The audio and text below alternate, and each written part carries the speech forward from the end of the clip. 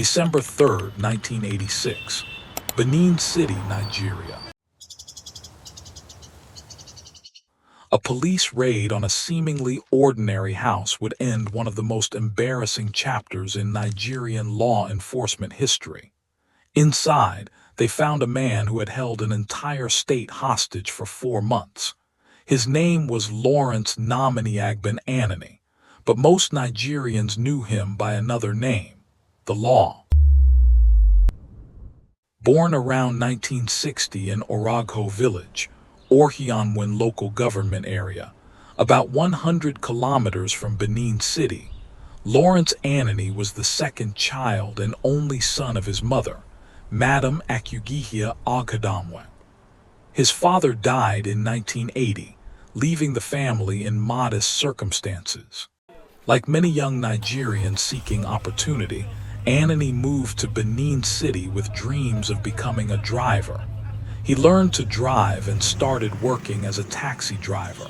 At the motor park, despite being very young, his word was law. He became known for resolving disputes among drivers and touts. It was this reputation that earned him his nickname, the Law. But Anini's knowledge of Benin City's roads would soon serve a darker purpose. He channeled his driving skills into crime, becoming the official driver for Benin bandits. After learning from other criminals, he decided to form his own gang. Anini's gang included Monday Asenber as his second-in-command, Solomon Osmonki, John Bull Ahuan, Moses Idahosa, Philip Iwebelua, Bernard Obi, and Friday Ukpanwen. They specialized in carjacking and bank robbery. But what made them nearly unstoppable wasn't just their audacity. It was who was protecting them. On Anini's payroll was Deputy Superintendent of Police George Iyamu, who aided the gang's operations with security information. This wasn't a low-level corrupt officer taking bribes. Iyamu supplied the gang with intelligence, weapons, and protection. He told them where police checkpoints would be, which banks had less security, and warned them of impending raids. Deputy Superintendent George Iyamu became stupendously rich by shielding Anini and his gang, leaking police secrets, and providing them with logistical support, including arms. Iyamu acquired many houses, exotic cars, and lived lavishly off blood money. The hunter had become the accomplice. Anini's criminal career reached its crescendo between August and December 1986. This 4-month period would terrify an entire state and embarrass the federal government.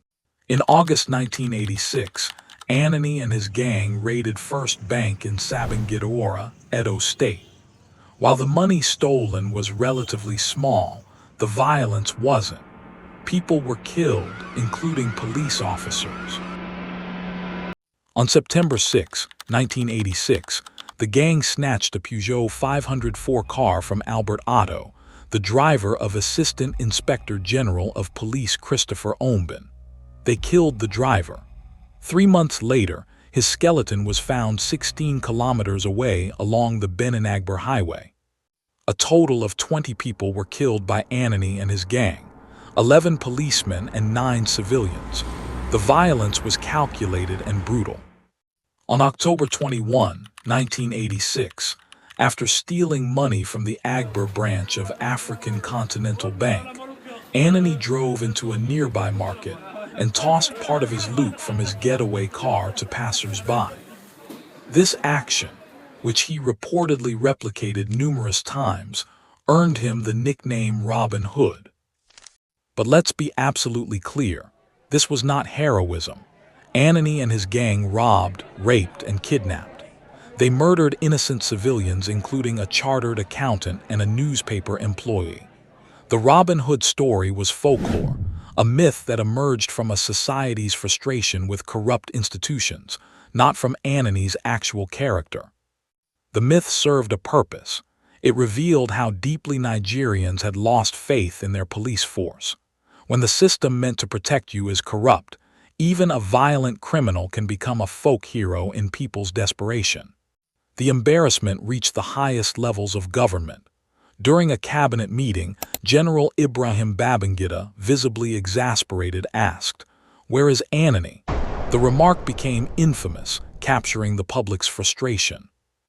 How could one criminal evade an entire police force for months? The answer was simple and terrifying. He wasn't evading them. They were helping him. Commissioner of Police Perry Osyand reorganized the search for Anini. A crack unit led by Superintendent George Iyamu spearheaded operations, relying on informants and strict secrecy. This time, they wouldn't tell other officers their plans. They couldn't risk another leak. On December 3, 1986, Anini was caught at a house in Benin City between 2nd and 3rd East Circular Road in the company of a girlfriend. His girlfriend was said to have betrayed him. Superintendent George Iyamu and his team raided the house. Initially, they asked where Anini was. Anini tried to escape, but Iyamu shot him in the foot. He was shot in the leg, transferred to a military hospital, and several days later, one of his legs was amputated. The myth of invincibility was shattered. The law was just a man, wounded and captured. What happened next shocked Nigeria even more than his crimes.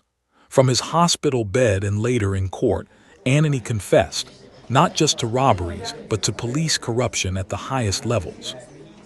During the trial, Anini pointed directly at Deputy Superintendent George Iyamu and said, "He was my best friend in the police force, my business partner.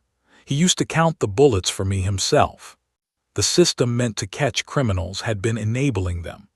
The scandal exposed the rot within Nigerian law enforcement.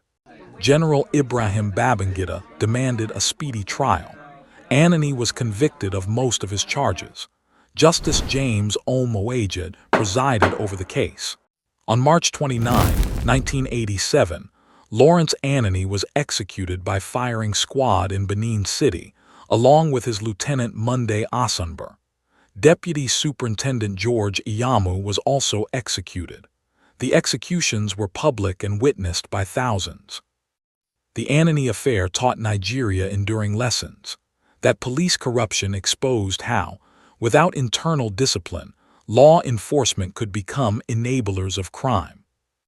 His case led to reforms in how Nigerian police conduct operations, with greater emphasis on intelligence, secrecy, and internal accountability.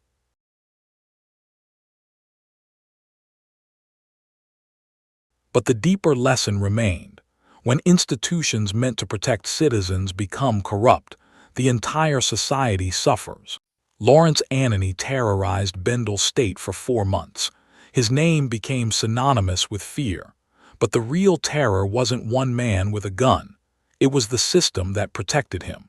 The Anini case led to significant reforms in the Nigerian police force, including stricter internal oversight and intelligence-based policing methods that are still used today. If you enjoyed this documentary on Lawrence Anini, please subscribe to Deep File for more untold African stories. Your support helps us bring these hidden histories to light.